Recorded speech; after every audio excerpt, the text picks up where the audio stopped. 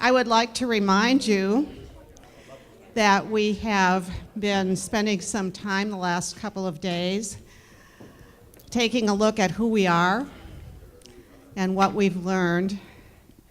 And today we're celebrating. And it's like the day of commencement, where you're celebrating the friends that you've worked with, the opportunities to learn from that, some of the hard work that's gone on, and then to realize that this is just the beginning. So as we think of this as a commencement from this particular project of Synergy, our task today is to think, plan, share ideas about where we're going. And we're going to do that from the perspective of what you have learned and expect to use in your center, and ideas about what we might do as a community. And so as Synergy, we have developed a community of practice, a learning community, and as with most things in life, where you've spent some time together, you cannot really give that up. I mean, it is now part of you, part of each of us, because we've had this experience together. So that's what we're going to be doing today. And as we begin that, we're going to have some very special opportunity this morning. And I think that this is going to give us an augmentation, if you would, of the conversations we've had yesterday and the day before. Because what has been missing so far is our really much more in-depth discussion with Chris Deedy, who has worked with this project since its beginning. But we're also going to hear from the National Science Foundation. And we're going to hear from Celeste Carter, who is now the lead program officer for the ATE program, and from Gerhard Salinger, who has also been a co-lead in ATE, but has had a lot of experience in education in general. And when we hear from them, I think that it's good for you to know, if you don't know already, that Celeste is an old friend. She has run a biotech program in California before going to the National Science Foundation. She's a PhD biologist, but her specialty is virology. So she has a way of thinking like biologists do. That's systemic kind of thinking. And she also has written curriculum and scenario-based materials. So she has that experience that is, we've been talking about project-based learning. She's got that firsthand. And I was part of a review team and feedback team that worked with her on that years ago. And her materials are now on the BioLink Clearinghouse. And she had firsthand experience starting a program, running a program, working with the industry in her area to connect them and her students with the jobs, and to be face-to-face on a daily basis with students. And I remember when she was applying for the position at NSF, there were a number of other people that were thinking about it. But there was that general feeling within the National Science Foundation that they wanted somebody that had the experience coming from a community college. And so she fit that place very, very well. And then as we hear from Gerhard, Gerhard is the program officer for the Synergy Project and has always been interested in research. And of course, those of you who know Gerhard and have worked with him, he always comes back with, how do you know what you know? You know, that research question, that perspective, and his background is physics. And he's been a program officer for many years. So we have that pleasure today, and the person who will be doing that interview will be Chris Deedy. So I am going to now let Chris come up here and let you know, of course, that you have his bio and also Celeste and Gerhard's in your booklet. But we've been privileged to work with Chris over a number of years, and he's the Timothy E. Worth Professor of Learning Technologies at the Harvard Graduate School of Education. And with that kind of experience and many other different experiences, he has provided the kind of leadership guidance and just, you know, honest expertise that has made this project really a wonderful project to be working on. So Chris, we're looking forward to what you're going to say. I know that there are going to be several challenges that are coming our way, and then some questions that you're going to be asking the program officers from NSF. So with that, Elaine, I'll let you do your thing. Thanks, Elaine. I was trying to think in preparing for this session about what it reminded me of, and I was thinking about all the movies in which some group of elites has been trained, and now somebody comes in and gives them their final briefing. So I thought, well, I remember maybe I should look at what Lee Marvin did with the Dirty Dozen. And then I thought, well, wait a minute. That was a different kind of elite. Maybe I better not use that as my example. So I looked at some of the more modern movies like The Avengers, you know, getting their briefing about the evil people about to take over the world and so on. But it didn't seem quite right somehow. The analogy wasn't right, and I began to realize that in all of those movies, the elites were trained for a particular purpose, and the briefing was basically telling them, okay, we've done our part of it, we've gotten you ready, now here's what we want you to do. Go out and kill all those German generals, or defeat the evil alliance, or whatever. But that isn't the case. That is not the case here. Actually, the analogy, and Elaine used this, is more like graduation. You go through this enormous amount of training and professional preparation, and then at the end, people say to you, okay, now you're in charge. Now you decide what you want to do with all the knowledge and the skills that you've been given, and go out and do great things and shape the world, but you're the one that gets to pick.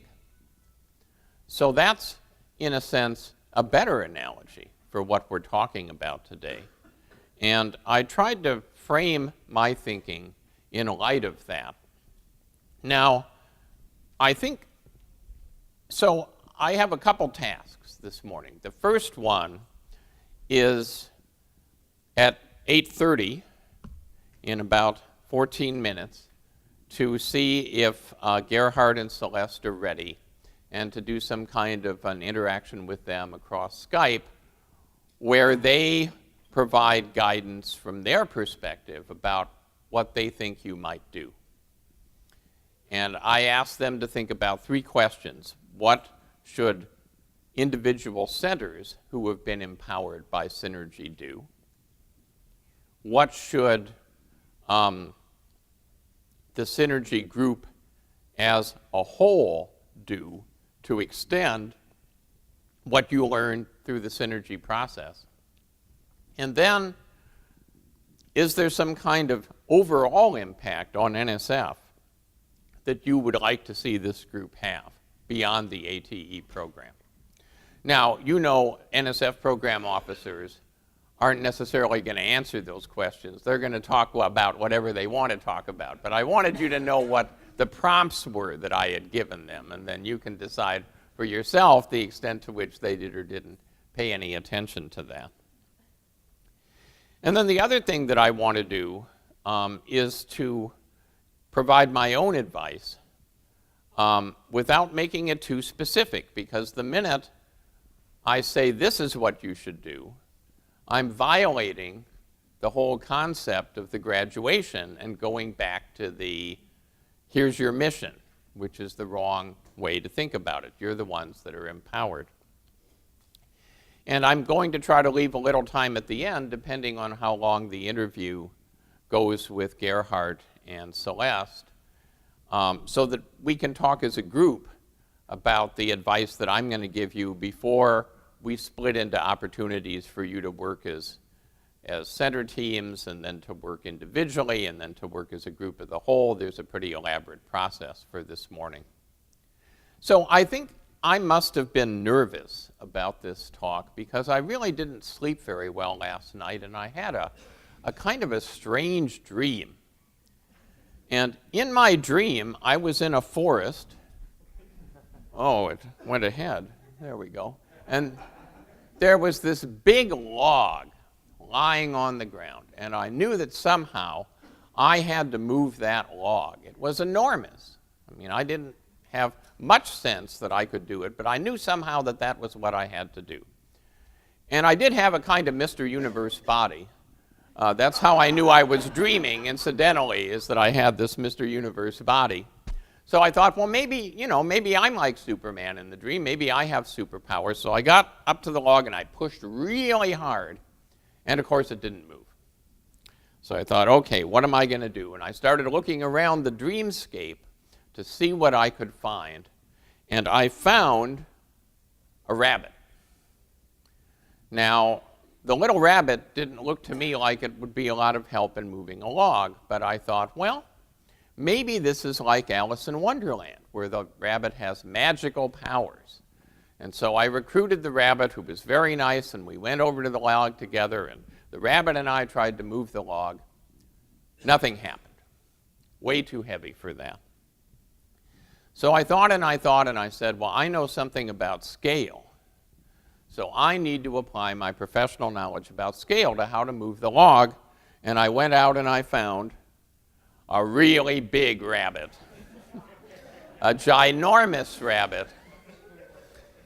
And the ginormous rabbit and the little rabbit and I came to the log, and we pushed really, really hard, and nothing happened.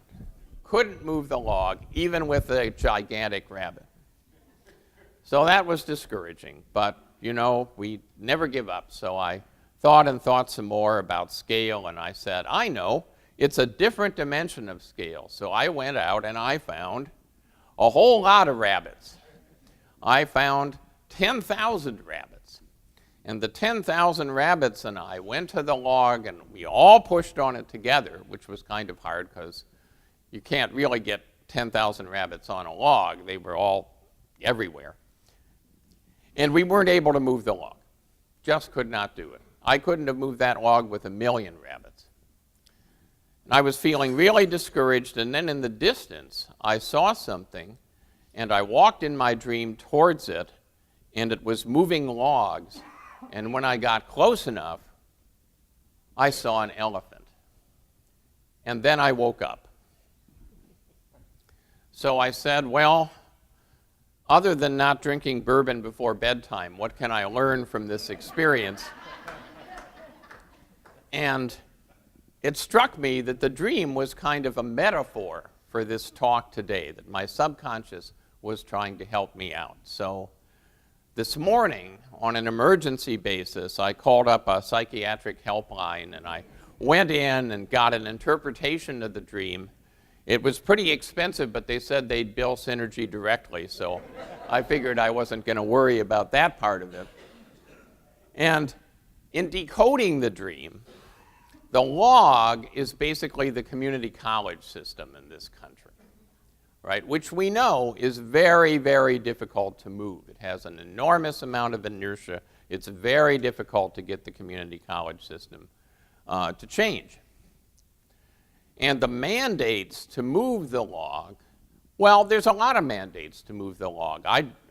For me, the top two are the whole mismatch between colleges, including Harvard, as they're constituted now to prepare people for one kind of world, and then this emerging global knowledge-based, innovation-centered world that we live in, for which our curricula and our pedagogical methods and our assessments and our whole process are ill-suited. And although it may seem strange to say, well, the mandate is economic, but somehow it's related to NSF, when I was at the DRK-12 meeting last week, before which I had a similar dream, oddly enough, Joan Farini Mundi, the head of the directorate, the EHR directorate, did a talk to lead off the meeting, and she went all the way back to the original charter for NSF after the Second World War, and one big part of NSF's charter is economic security. So actually, the ATE program, among all of NSF's program, is probably the closest to that part of its charter. And so even though I haven't used the word STEM, in a sense, the economic security mandate is a little broader than STEM.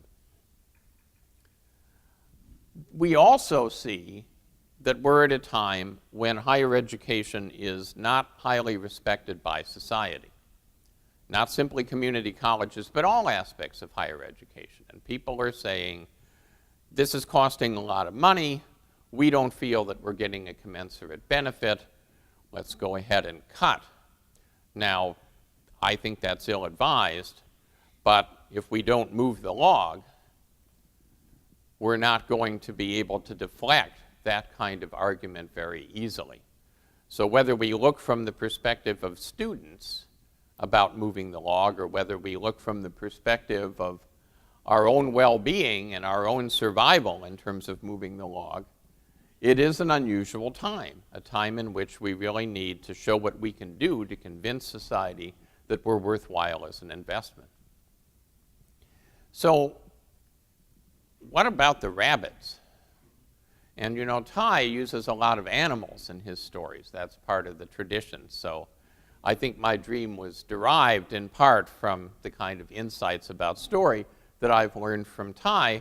And I think the little rabbits are basically what we can do in our individual research projects. We meaning me as well as you. You get a certain amount of money, you have a small group of colleagues, you have a certain number of years, you do what you can within that, but what you end up with is really a rabbit. And if you have a center, what you end up with is a big rabbit, right? But it's still a rabbit. So I think the heart of what I want to give you in terms of advice, while trying not to be too specific, is something like this. How do we get from rabbits to elephants?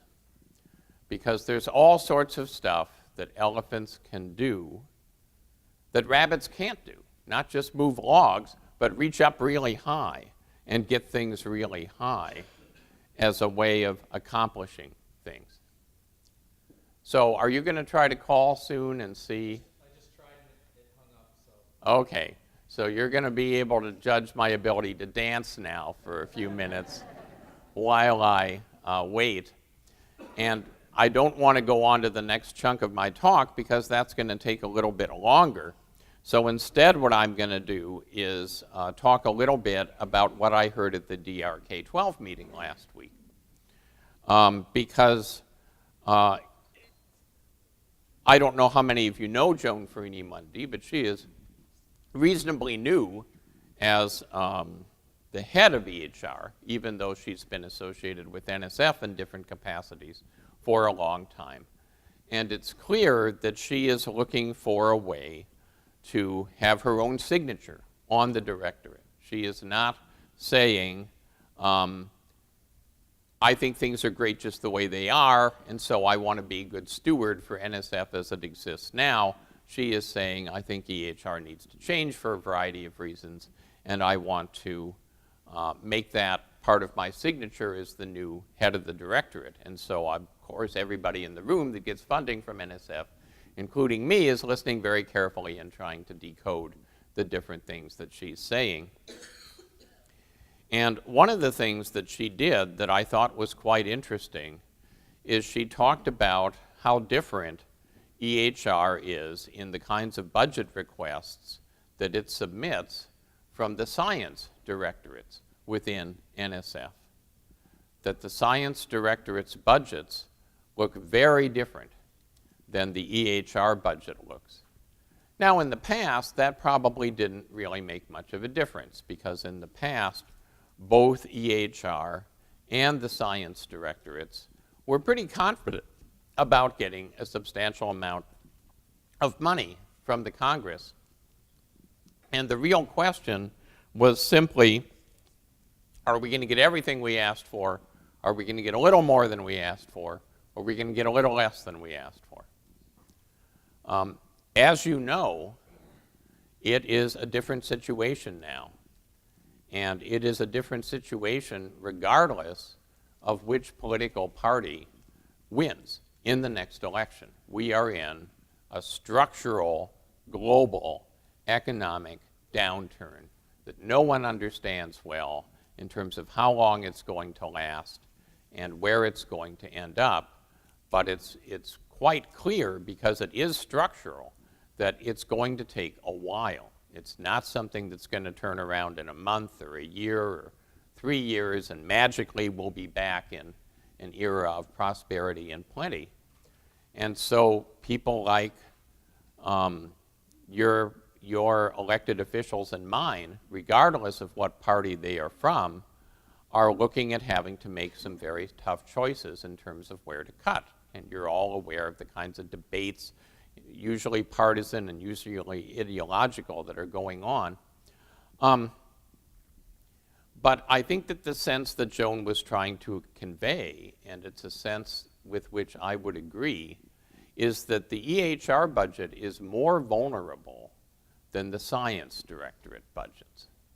That if NSF takes some kind of big hit, and it isn't just evenly distributed across the directorates, the one that's likely to be in the center of the crosshairs is EHR. And the reason isn't so much that people undervalue education compared to science. The reason is that we haven't moved the log. Each of the science directorates, you ready, can talk about logs that they've moved. We haven't moved the log. So hold that thought, but now we're going to switch from my briefing and my perspectives, my graduation speech for you, to instead talking about with Gerhard and Celeste. So good morning. Gerhard, you're looking well, but a little tired. I'm hesitant to ask whether this is because we got you up early or whether because you were drinking and dancing all night. But I assume it's hard to understand. Oh, okay. Let me walk back here. Better. Is this better? Much better. Excellent. Okay, Celeste, good morning. Good morning. So I want to make the minimum amount of noise here as an interviewer and just elicit from you the kinds of advice that you want to give the Synergy group. Gerhard and I talked about 3 levels of questions: at the level of the individual centers, at the level of the Synergy group as a whole, and then at the level of the National Science Foundation. But really, whatever the 2 of you want to talk about is fine with me. So do you want me to ask questions, or do you just want to say things? What might be easier if you pose questions to us? Okay. So the Synergy centers as individual centers have been empowered because of this project over the last 3 years. They now know things and can do things that other ATE centers can't.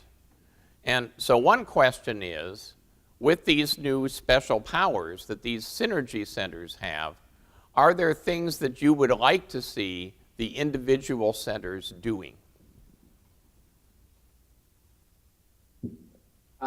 Well, I think one of the parts of even having a project like this is that you want to disseminate broadly the outcomes of what's happened to you. And so I think dissemination of the kinds of things you've learned would be a wonderful, should be part of the existing project that you have. We don't see their video right now. All right, we've upgraded our Wi-Fi. So why don't you start talking again, and let's see what the quality is like now. Okay. Well, hello, everybody. We were pleased to be part of this. I'm not sure we'll give you a lot of good advice. You've been doing a lot of good, hard work. Is that coming through? Yes, the quality is much better. So you were talking about how you had looked at the annual reports and you'd seen what the individual Synergy centers were doing. Yes, it was quite clear that Synergy had a strong effect on some, at least some of the centers whose annual reports I've read. I think the efforts were really just beginning to be applied, and so I would certainly hope that the centers would continue to work on the dissemination.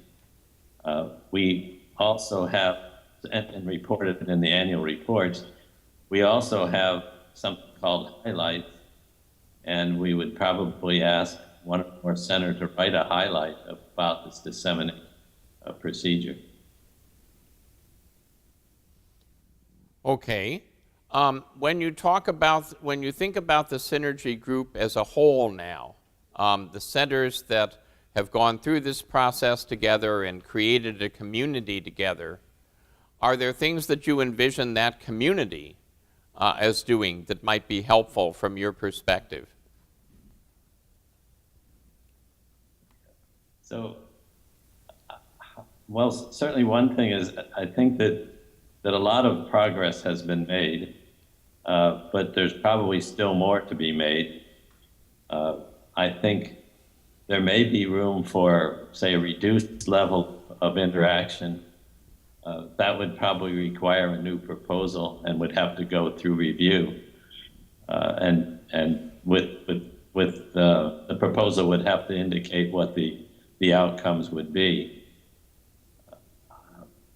Oh, and another thing that I was mentioning to Gerhard last night when we were talking about this call is that there is a new program that currently has funding in this fiscal year, and the acronym is WIDER, W-I-D-E-R. It will be housed in the Division of Undergraduate Education. There is not a current solicitation available, but there's a draft that's being worked on, and the whole purpose of WIDER is to broadly disseminate and get people to adapt and implement strategies. So it's a scale up. It's exactly the kinds of things that all of you have been working on. So I would strongly urge you to keep your eye on the DUE website with funds in this fiscal year. There could be a dear colleague letter coming out asking for proposals. And certainly next year will be a solicitation for the new program called WIDER. So I think that might be an excellent place for you guys to look for additional funding. Okay, that's very helpful. The other thing that I think would be useful is to document what has gone on, and I guess I would see that at 2 or 3 levels. I mean, one level could be a handbook or guidelines for other projects and steps. Another would be publication in some sort of a practitioner journal. And then another level would be to put it in a research journal. I understand, Chris, that you were already beginning to work on the latter. Yes, Jim Deering and a bunch of participants in Synergy and I are in the process of preparing an article that has case studies in it of different Synergy centers, and we'll be looking for a journal that spans both the scholarly and the practitioner community to see if we can get that published.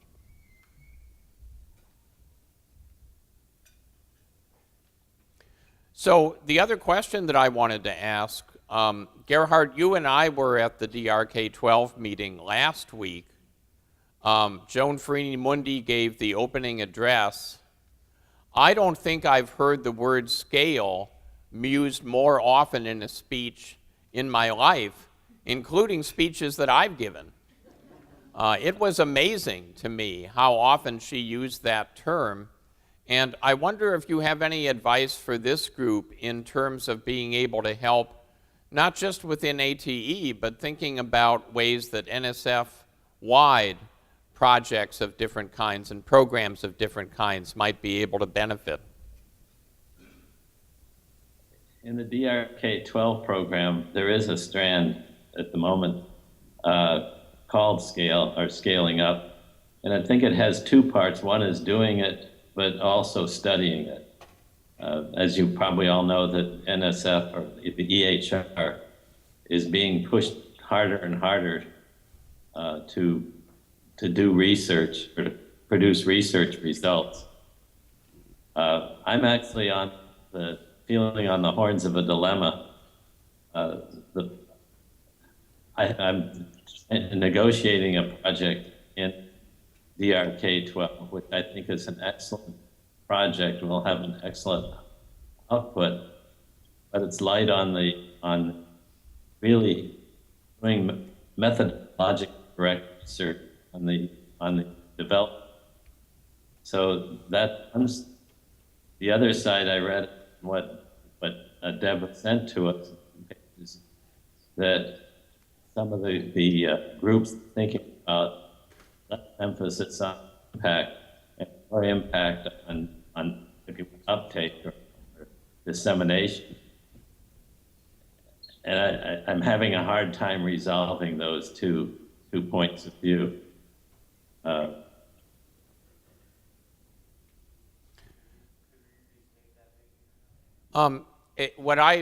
Gerhard, you were breaking up a little, but as I interpret what you're saying, and you can tell me if I'm on target or off target, projects that might have a big impact on practice are now being pushed hard in their proposals to be quite sophisticated about research methodology. And often that's tricky because groups that are good at one are not necessarily good at the other. Is that a fair statement? That's very well stated, but at least in the DRK-12 program, we're really being pushed to get the impact by adding people to the project, like methodologists and cognitive scientists, et cetera. And so that the effort is to measure get credible evidence for the impact or the effectiveness. And what seems to me from the Synergy project, it's really more about dissemination and uptake and other people's adaption of what is being done. In fact, I had suggested that this one project be able to produce materials, and once they've shown to be useful, we should do the research. The response I got was the research will probably be impossible because the projects the use will be very diverse, and it'll be hard to measure the effectiveness of what's done. Okay, so you're breaking up a little, but what I'm hearing is that things are in flux within NSF right now. Amen. And the agency is trying to sort out how heavily distress research and in what form distress research as it looks at its portfolio. Is that fair? That's fair, and most of my experience, though, and this is from the DRK-12 program, but I think it's the push toward publishable, credible research is going to be, seems to be very strong. Okay. Are there any questions that the participants here would like to have me ask Gerhard and Celeste? We have a question here, which is there an effort to make NSF programs business-oriented? I don't think on looking at it generally, no. There certainly is the SBIR program. There's also the, what's the innovation program that Suresh has pushed? I know Don Millard is working on it. But there is another program, but it's not so much business-like. It's the idea that many innovative ideas come about. There's some research and development that happens, and then it hits the valley of death as far as getting a product out the other end. So this program that is focused on that period of time from the initial bench work, moving it more towards the point where you could get some, you could seriously say you have a product that's going forward. I wasn't quite sure that the point of the question of whether we're interacting with businesses or products should be more practical. Is there a particular focus? Just within the NSF programs, as far as the RFPs are concerned, I was concerned if stating the intent of forming, let's say, a nonprofit or some other method of promoting whatever is being developed. The question really was about the dissemination mechanism and whether it would be good in proposals to have a nonprofit or some other mechanism that was similar to business in order to do the dissemination.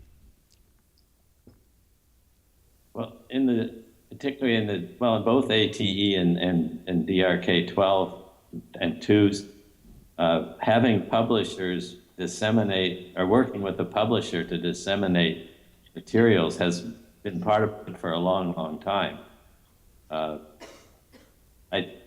Actually, with the research part, I think this may get more difficult.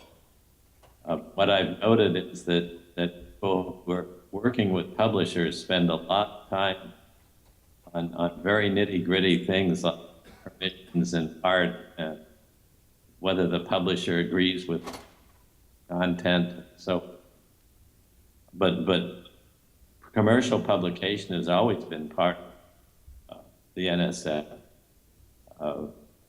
And there are some successful companies that have come out of NSF projects, even for-profit companies. So I know I was at the American Society for Microbiology conference on undergraduate education this past week, and one of the people there was a former ATE awardee. If I say his last name wrong, I apologize. Churkijian.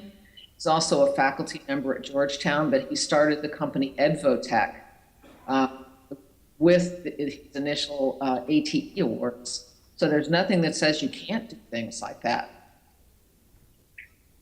Go ahead. I guess I would also caution, though, that be very careful of who owns the materials. Had some pretty bad luck with the case where the nonprofit, the college, got into a discussion of, or more than a discussion of those issues. Okay, we've got another question, so hang on. Do I need a? Yeah.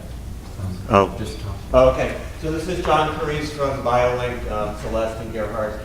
And when you talked about research and evidence about impact, I'm wondering if it would make any sense to think about the idea of, as the Synergy community goes forward in its work, whether we didn't, let me just start by saying we didn't have a lot of resources in the grant. I think it's fair to say to do evaluation and research work. We've done our best with limited resources, but would it make sense to think about a more robust part of our budget if we're going forward in any new proposal dedicated to research and evidence about impact, incorporated into maybe a deeper, moving forward deeper on the scale and dissemination issues? Yeah, I think that's a great idea.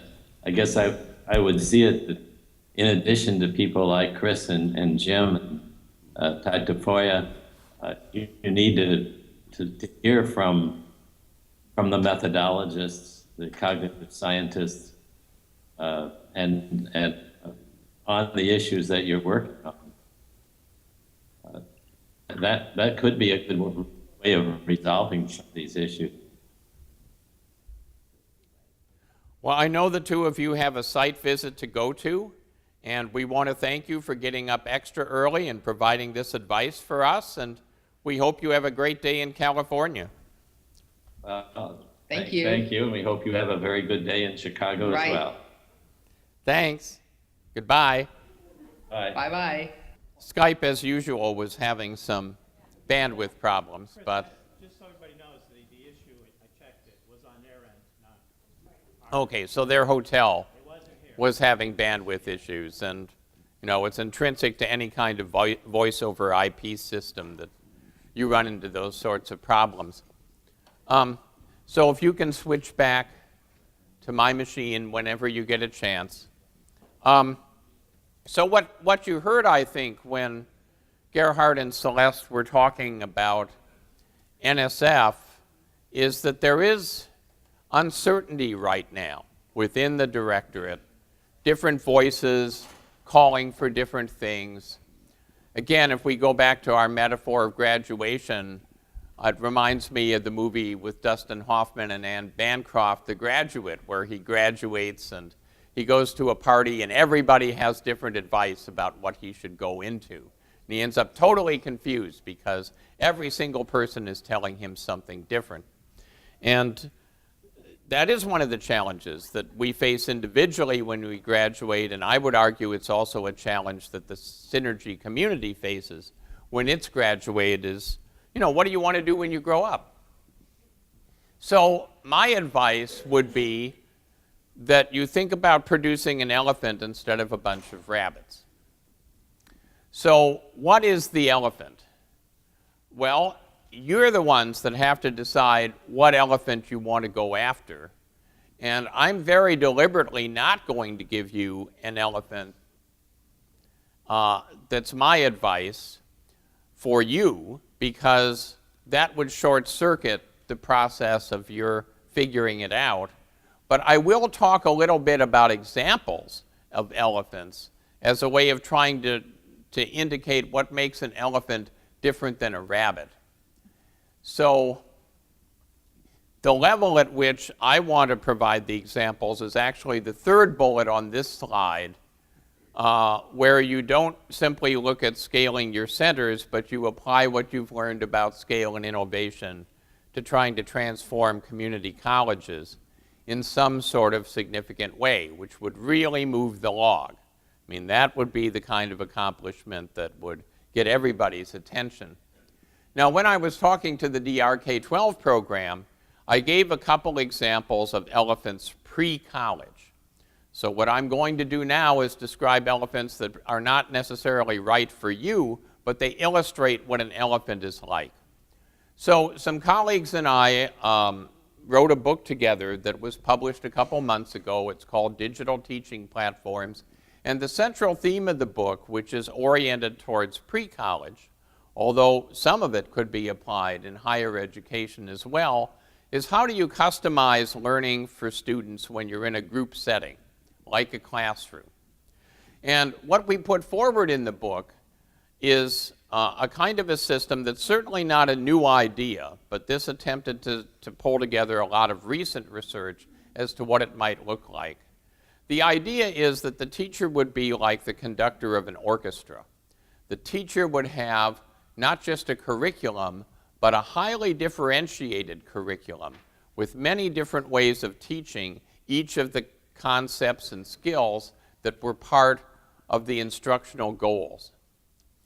And beyond the differentiated curriculum, each one of those instructional components would have formative evaluation built into it. It would have diagnostic measures built right into it, and the technology system that helped to deliver the curriculum would do those assessments in very close to real time, so that every time the class met, the teacher would have a sense of how each student had done with the part of the differentiated curriculum that they were working with in the last class session.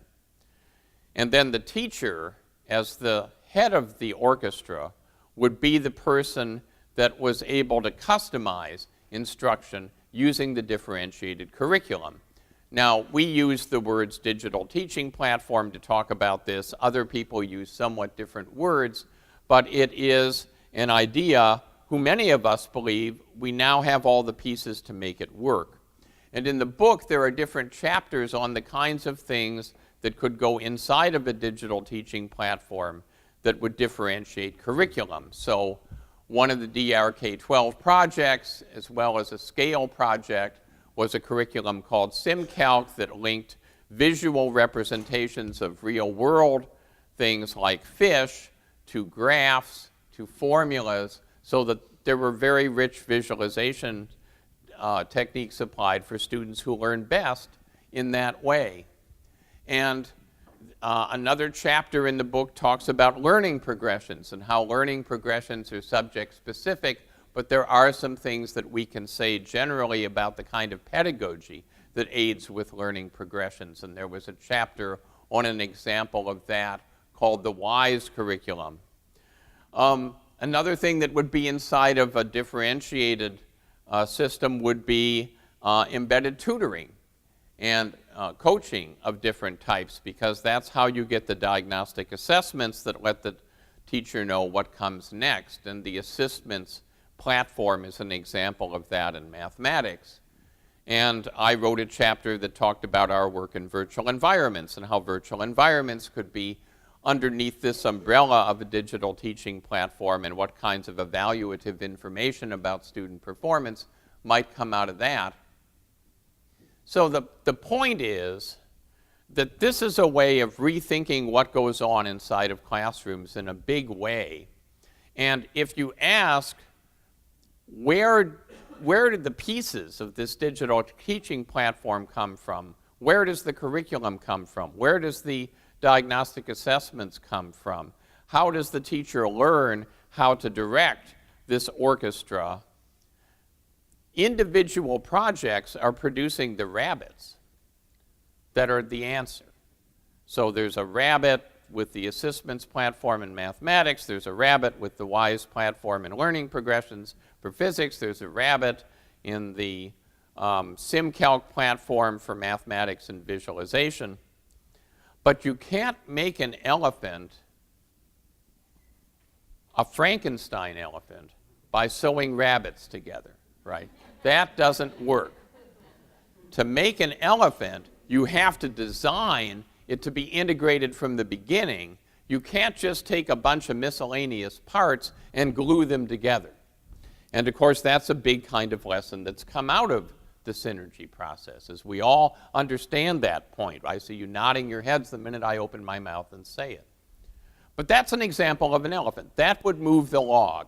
If we had a way pre-college of doing that within classroom settings, individual differentiation according to each student's needs, that would move the log. That would be an elephant. So I gave them another example. This example is out of the National Education Technology Plan, and it's sort of a companion elephant to the one that I just discussed. So if we have digital teaching platforms in classrooms, what do we have outside of classrooms? And one of the graphics in the National Education Technology Plan, if you think of this as a clock, the in-classroom stuff is up about 10:30, and it's an important part of what goes on in education, but life-wide, outside of classrooms, there's all these other people that have other educational functions, and there's all these powerful technologies that help us to accomplish that informal learning that now is academically related. And mobile technologies provide kind of a glue that allows the teacher, the person in the classroom, to orchestrate everything that's going on outside of the classroom that gives leverage. Now, we know that this can work because we've seen it work in other sectors of the economy. If you look at modern business now, most of modern business takes place outside of the home office. It's people out in the field doing different kinds of things, and their activities are coordinated and coherent through using technology, particularly mobile technology.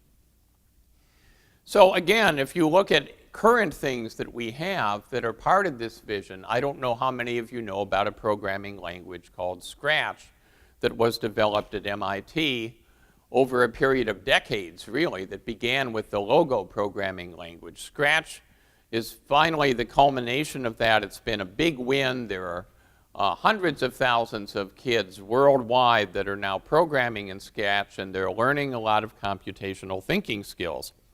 So it's informal, voluntary learning that's linked to academics that has turned out to have a big footprint.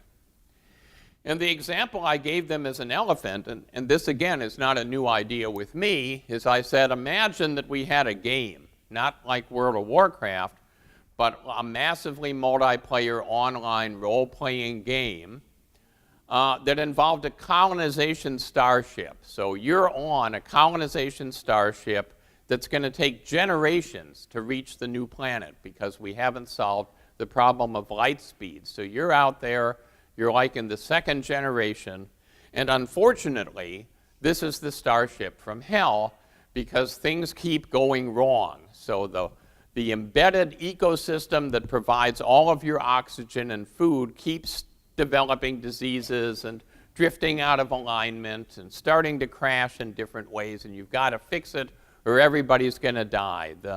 The drive that moves the starship forward keeps going into chaotic oscillations, and you have to try to solve that, or else the engines are going to blow up, and then you're going to drift in space forever, et cetera, et cetera, et cetera. Every aspect of STEM can be represented inside of something like this, from very simple problems to very complicated problems. And if you make the game compelling enough, then people are playing the game to play the game, but then when they go to class in high school or middle school or even elementary school, they want to learn something that's going to give them leverage in helping the starship game. And there's a lot of very interesting work that's gone on recently in animated agents. You don't need artificial intelligence in order to make animated agents very interesting. This is some work from one of my own doctoral students about a very simple animated agent that NASA was able to use that mimicked a NASA scientist, and without needing any kind of fancy artificial intelligence, it was powerful in terms of engaging students and helping them learn. There's also, in terms of research, some relatively not well understood ideas that I think are quite compelling. Jeremy Bailensen's work in transformed social interaction. This is where you use the magic of the computer when people are interacting virtually to manipulate how they're represented to each other as a way of deepening engagement and motivation, not consciously but unconsciously. And one of his studies involved, in 2008, when Bush and Kerry were the presidential candidates, morphing somebody's face into their face at the 60-40 level. So what you see on the right is 60% George W. Bush and 40% the subject. What you see on the right is 60% John Kerry and 40% the subject. When you look at it in comparison, it's obvious that there's been some kind of monkeying around going on. But if you see these faces in isolation, people tend to just see them as the candidates. And what he found, not surprisingly, given what we know about the brain, is that people felt a much stronger affinity when your own face below the conscious level is embedded into somebody else's. And so it's a manipulation technique that turns out to be quite powerful. Barry Bailenson and his colleagues wrote a book on transformed social interaction that's on Amazon. I would urge you to take a look at it. It's extremely interesting. So you start to do stuff like this inside of the Starship, too. We have all sorts of new things that we could try inside of that venue. And the point is, again, that this is an elephant. This is some work with path analysis that came out of our work in River City, so that you look at where people are going in the Starship and who they're talking to, and that's very helpful in understanding their engagement and learning. There's all sorts of interesting stuff that we can do. But again, what we've got coming out of these things is the rabbits. The Starship is the elephant, but you can't get to the elephant by sewing the rabbits together. You have to sort of design it in an integrated way from the beginning. So my graduation advice to you is, as a community, if you really want to move the log, pick an elephant. Your elephant. That relates somehow to community colleges, which you know much better than I do, and which doesn't simply say, how do I scale my individual project or my individual center? Now that you know so much about scale and integration and diffusion and story, you're uniquely equipped to build an elephant of some kind, if you choose. But elephants are disruptive, and something that's disruptive is intrinsically different than a rabbit in another way. So I'm now going to push Jim a little bit, and I'll give him some time for a rebuttal if he wants to have a rebuttal. As I understand knowledge diffusion, and I know I put up only 5 of the 7 things, but the slide got too crowded, so I put up the 5 that I like the best. A lot of diffusion is to create in the potential user the idea that this isn't really disruptive, that this isn't really transformative, kind of the Trojan horse approach. So, yeah, it really is compatible with what you're doing. Yeah, it really is pretty simple in order to do it. Sure, you can try it out, and if you don't like it, you can back out again. Yeah, you'll see results right away. These are our characteristics of rabbits, and so this is a really good approach. I would argue that they're typically not characteristics of elephants. Elephants are disruptive, and you can try to sell an elephant by sort of an elephant in rabbit's clothing, but I don't think that's going to work very well. Even big rabbit's clothing, right? This metaphor is getting me deeper and deeper into trouble. I talked with one of my colleagues because I said what we need is some kind of a modification of standard knowledge diffusion to how do you diffuse something transformative, and for lack of a better term, I just called it transformative suasion. And I talked to my colleague, because Joe Blatt, who's head of our program, because he was very involved with Sesame Street. And it's hard for us to realize now, decades later, but Sesame Street was an elephant, and Sesame Street was enormously disruptive and transformative to the culture at that time. No one up to that point had tried to bring education directly to preschool children and their families without some kind of intermediary in the middle. No one had produced children's programming that began with education and then tried to figure out how to make it engaging and entertaining, rather than beginning with entertainment and then trying to sprinkle a little education on top of it.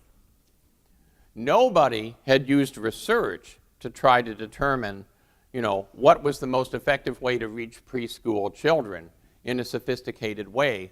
Nobody had combined curriculum research and production. Although it's hard to realize now, Sesame Street was the very first television program of any type to be hosted by an African-American couple and set in an urban setting. And using the power of transformative suasion, they used the medium of television itself to really have an enormous impact in terms of putting this out and selling people on doing it. not surprisingly, there was enormous resistance, right? Because it was disruptive. And so just as now there were people who saw Sesame Street as the end of local control of education and a national curriculum and the federal government behind PBS trying to dictate what young children should learn when they were all vulnerable. God help us, we're forcing them to learn the alphabet. There were crazies in politics then, too. I mean, the idea that Head Start is a communist plot to mix the races, you know, that was one of the criticisms that people made of the dimension of diversity in Sesame Street. And then, of course, there were the people that said, well, you're experimenting on children, and young children shouldn't learn anything. They should really just enjoy the time that they're with their parents, and kindergarten is soon enough for them to learn anything at all. So there were all these things that had to be overcome, and Sesame Street succeeded, and now these things look sort of silly to us, at least in the Sesame Street context, but they were seen as far from silly at that time. So there are examples of how we might be able to take a disruptive elephant and still be able to sell it. So why am I giving you a graduation speech that basically says we've taught you how to do one thing, and now I'm suggesting that you consider doing something else, something bigger, rather than doing something very worthwhile, which is to just keep doing what you're doing, as you heard Gerhard and Celeste saying, or even expand the population that's doing what you're doing. And I think it's fine if you want to do those two things. I'm not criticizing that, but I want to put something else on the menu. When Joan Farini-Mundi was talking about how scientists today are different than educators today, one of the things that she said, and I'm just translating it into my terminology, is scientists identify elephants and then they try to do them. So the human genome was kind of picking an elephant and saying, here's a grand challenge. Let's see if we can actually do this. And one of the reasons science gets big funding is that when they succeed and they make that elephant, it moves a very important log, and society recognizes that, and it keeps investing in science in a way that society is increasingly skeptical about education research, yours and mine, because we have not moved the log. So Joan talked about rethinking the work and sharing the work. She talked about what the educational system be like when all of our innovations go to national scale. She's saying thousands of users isn't enough. We really have to think about national scale. And I think the greatest risk for us is to do nothing at all. I'll say here what I said at the DRK-12 meeting. It is easy for me to imagine futures in 4 or 5 years in which there is no EHR, in which EHR has simply evaporated because of budget cuts and vulnerability in a structural economic downturn. And the biggest single thing that I can think of that will determine whether or not that happens is whether or not we find a way to move the log. And I just don't think, after decades of trying, that we can do it with rabbits. And if we succeed, then all of us can ride the elephant. Thank you.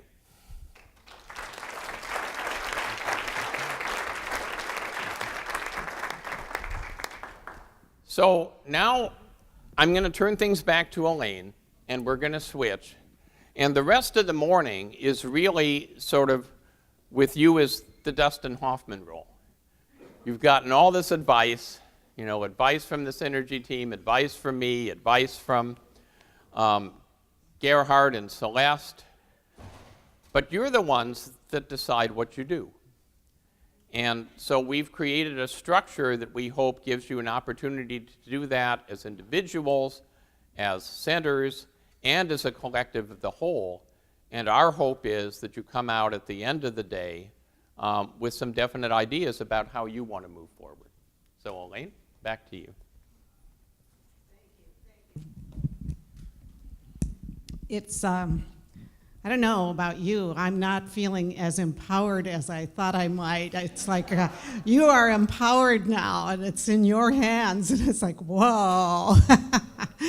Anyway, I want to thank you again, Chris, and also to the planning committee who allowed and planned for the way these sessions would go. And I think that we now have the opportunity to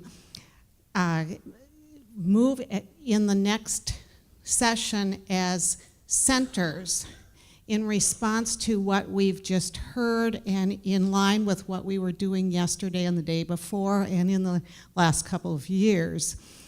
So for the next half hour, you're going to be working together with and talking with each other at your own tables with your own center, taking a look at what you as a center have a response for what you've just heard. What did you notice from this session? What is your response to it? And what might you and your center do as a result of this?